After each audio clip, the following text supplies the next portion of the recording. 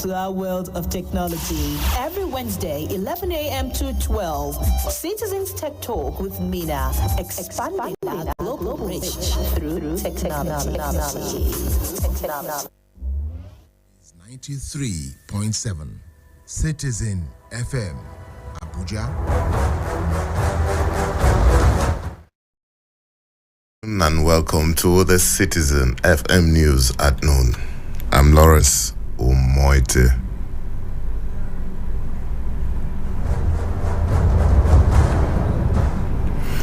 The Nigeria Center for Disease Control and Prevention has said it has responded to reports of diphtheria cases in Lagos and Kano states and is monitoring the situation in Osun and Yobe states where cases are now being picked up. The NCDC disclosed this in a public health advisory signed by its Director General, Dr. Ifedayo Adetifa, which was issued in Abuja on Friday. The agency said in addition to the clinically suspected cases, there have been laboratory confirmed cases, and it is working with state ministries of health and partners to enhance surveillance and response to the outbreak. Diphtheria is a serious bacterial infection caused by bacterium that affect the nose, throat, and sometimes skin of the individual. As part of efforts to tackle the high rate of unemployment in Nigeria, the federal government has revealed its plan to launch a labor statistics system where unemployment Nigerians at home and abroad could apply for available jobs. The Minister of Labor and Employment, Senator Chris Ngige, who made the disclosure, noted that the United States of America, the Department of Labor issues labor statistics, which are vital statistics needed for tackling unemployment. Ngige argued that the system will come up in the next month or two at the Federal Ministry of Labor and Employment for official launch. He recalled that the ministry had earlier established a labor exchange system for merging and cross-matching labor supply and demand in the country.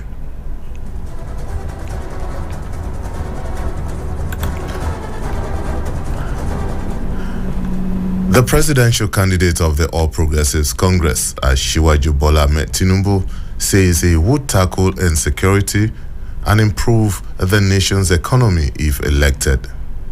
Tinubu, who is a former governor of Lagos State, said he would confront the problems of insecurity from all angles, including introducing technology, recruiting more personnel into the army and police, and engaging in training and retraining of personnel.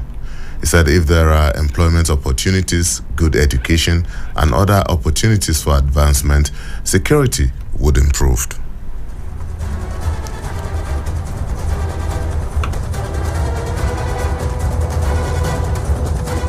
We face to invest in the future of those children, and we take ours away to foreign countries to get better education. You neglect the children of the poor.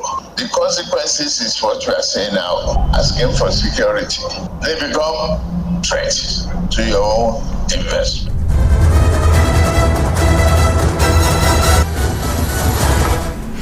The APC presidential candidate said he would build an even more prosperous economy and review the operations of railway in the country during his consultative session.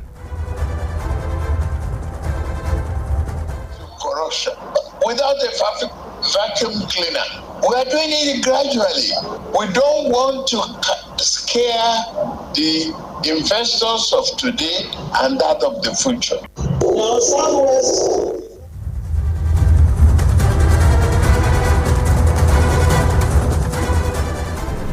The campaign train of the presidential candidate of the People's Democratic Party, Atiku Abubakar, was in Ibadan, the Oyo State capital, where he promised to restructure the country. Speaking at the rally, however, Atiku said restructuring, which the Southwest has been agitating for, was one of the 5 pillars of his programs. He also promised to devolve more powers to states and local governments.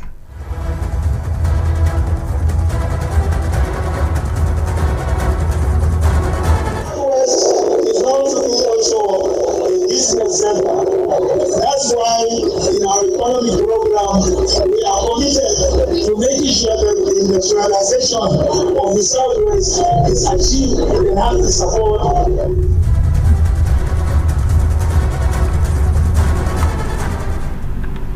The presidential candidate of the Labour Party, Peter Obi, has promised to complete the lingering Barrow port in Niger State and revitalize the agricultural sector in the country. Besides a promise to address the security challenges across the country, especially in Niger State, he voted in as the new president in the coming general elections.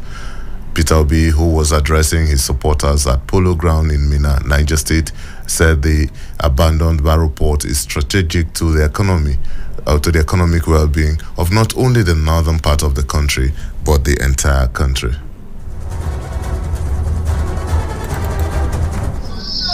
All Nigeria has done is to produce poverty, to produce hunger, adult school children, misery, and people being sick. That is all we want to turn around. We're promising you that Nigeria State will be secured. We will fight insecurity. I shall tell you the freedom of government. And I'm telling you, without security, you cannot do anything. We will fight security. The enemy is not more formidable. The criminals are not more formidable than government. It is because we don't have leadership.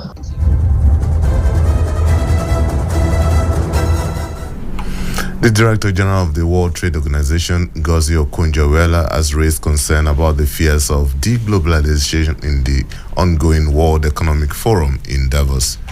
The WTO boss said if such were to happen, it could have a negative impact on trade and shrink the global gross domestic production by 5%.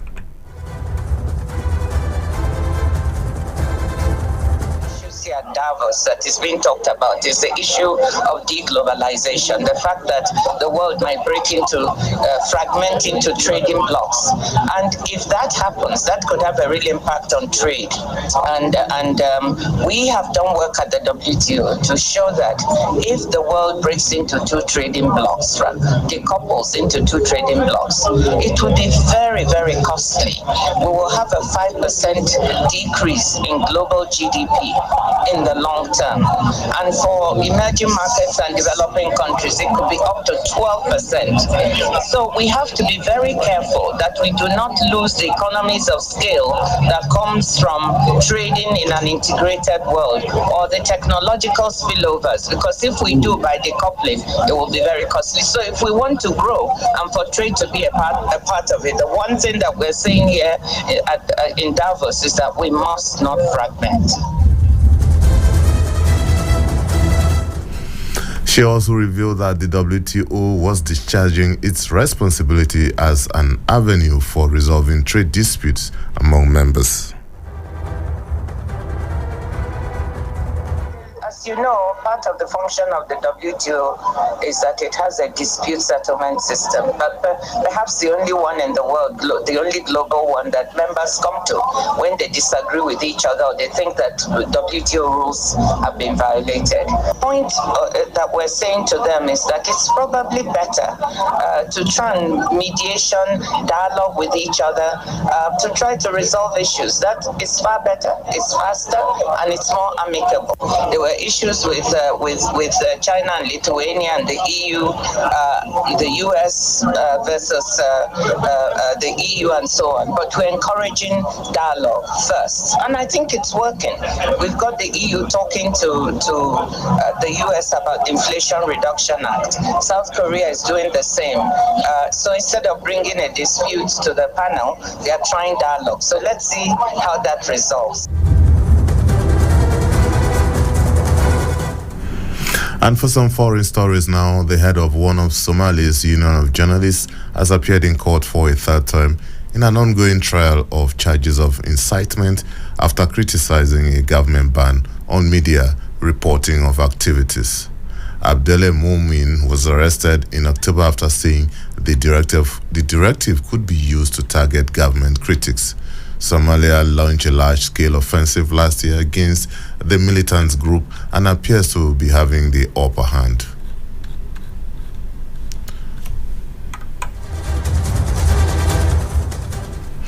And for some sports stories now, Real Madrid produced a stunning comeback from a 2 goals down to beat Villarreal 3-2 and book their place in the Spanish Cup quarterfinal. Elsewhere, Barcelona romped to a 5-0 win at their third-tier quarter with Robert Lewandowski scoring twice. Carlo Ancelotti's Madrid side will hope the victory is a turning point after struggling in 2023. They were soundly beaten by rivals Barcelona in the Spanish Super Cup final last Sunday.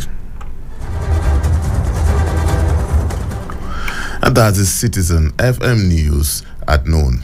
I'm Lawrence Omoite.